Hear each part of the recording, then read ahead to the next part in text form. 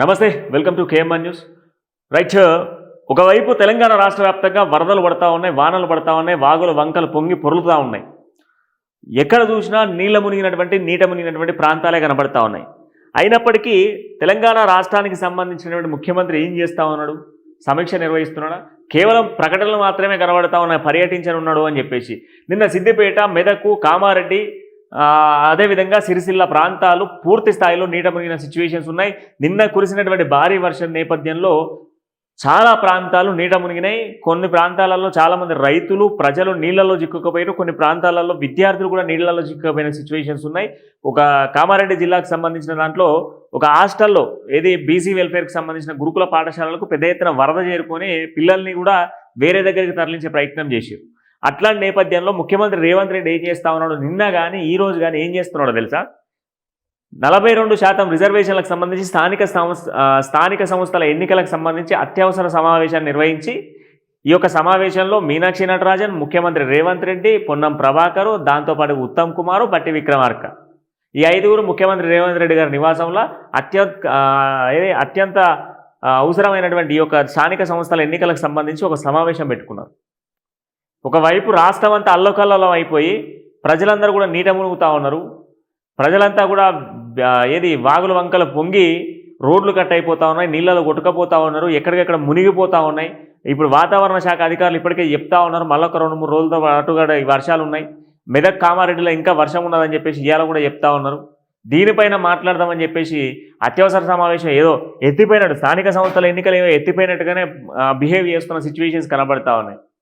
ఒకవైపు స్థానిక సంస్థల ఎన్నికల గురించి ఫోకస్ పెట్టారు. 42% రిజర్వేషన్లకు సంబంధించి గాంధీ భవన్ నుంచి ఇవ్వాలని చెప్పేసి ప్రక్రియ చేసుకుంటూ, ఎందుకంటే డెడ్ లైన్ ఇచ్చింది, నెక్స్ట్ మంత్ 30వ తారీఖు వరకు ఎన్నికలు పెట్టాలని చెప్పేసి తెలంగాణ హైకోర్టు ఇచ్చినటువంటి డెడ్ లైన్ నేపథ్యంలో ఈ డెడ్ లైన్ గడవకుండానే ఎలక్షన్ పెట్టుకోవాలని చెప్పేసి ప్లాన్లు చేస్తున్నారు. కానీ రాష్ట్రంలో యూరియా కోసం ఇది నీళ్ళలో మునిగిపోతా ఉన్న పంటలు కావచ్చు, పంటల విషయం పక్కన పెడితే రేపు ఇయ్యాలి కాకపోతే మళ్ళీ రేపు వేసుకుంటారు పంటలు, ప్రాణాలు కూడా పోతా ఉన్నాయి కదా, నీళ్ళలో కొట్టుకపోతా ఉన్నారు కదా. ప్రజలంతా కూడా ఎక్కడికెక్కడ పోతూ ఉంటే వర్షాలపైన సమీక్ష పెడతాడు అనుకున్నారు అందరూ కూడా. నిన్న అదే సమీక్ష, ఇవాళ కూడా అదే సమీక్ష. ఏం సమీక్ష? నీళ్ళలో కొట్టుకపోతున్న జనాలకు సంబంధించిన సమీక్ష కాదు, అదే పొద్దున ఎన్నికలకు సంబంధించిన సమీక్ష నిర్వహిస్తున్నారు. దీంట్లో ఒకవైపు రాష్ట్ర ప్రజలంతా కూడా ఆవేదన వ్యక్తం చేస్తున్నారు. మీరు సోషల్ మీడియాలో చూస్తున్నారు కావచ్చు, వర్షం వల్ల కొట్టుకపోతున్నాం సమయం కొంత బువ్వాన పంపిరని చెప్పేసి 1-2 ప్రాంతాలలో వీడియోలు కూడా పెడుతున్నారు. అయినప్పటికీ కూడా పట్టించుకునే నాదుడే లేడు. వీళ్ళు పట్టించుకోకుంటే మరి ఎవరు పట్టించుకోవాలి? ప్రభుత్వం చొరవలు తీసుకోకపోతే. గత ప్రభుత్వంలో నీళ్లకు సంబంధించినటువంటి ఇటువంటి సమస్యలు వచ్చినప్పుడు వెంటనే ముఖ్యమంత్రి అప్పుడు మాజీ ముఖ్యమంత్రిగా ఉన్నటువంటి కేసీఆర్ వెంటనే చర్యలు తీసుకునేటువంటి వాడు. స్థానికంగా ఉన్నటువంటి ఎమ్మెల్యేలను, ప్రజాప్రతినిధులను అందరినీ కూడా ప్రజాక్షేత్రంలో ఉండరు, మీరు అసలు ఆఫీసులో చుట్టే ఉండద్దు, పొద్దున్నైతే సాయంత్రం దాకా అసలు నీళ్ళలో ఎక్కడెక్కడ ఏమైతుందో మొత్తం నాకు రిపోర్ట్ కావాలని చెప్పిట్టు. కానీ ముఖ్యమంత్రి రేవంత్ రెడ్డి గారు మాత్రం నీళ్ళలో మునిగేటోళ్ళని పక్కన పెట్టి రేపు ఉదగల నీళ్ళలో మునిగేటోళ్ళ గురించి ఆలోచిస్తున్నాడు. అంటే రేపు ఉదగల నీళ్ళలో మునిగేటోళ్ళు అంటే స్థానిక సంస్థల ఎన్నికల్లో అప్పలబాదలలో మునిగేటోళ్ళకు సంబంధించిన దానిపైన ఆలోచిస్తున్నాడు. ఈ చర్యలు నడుస్తూ ఉన్నాయి.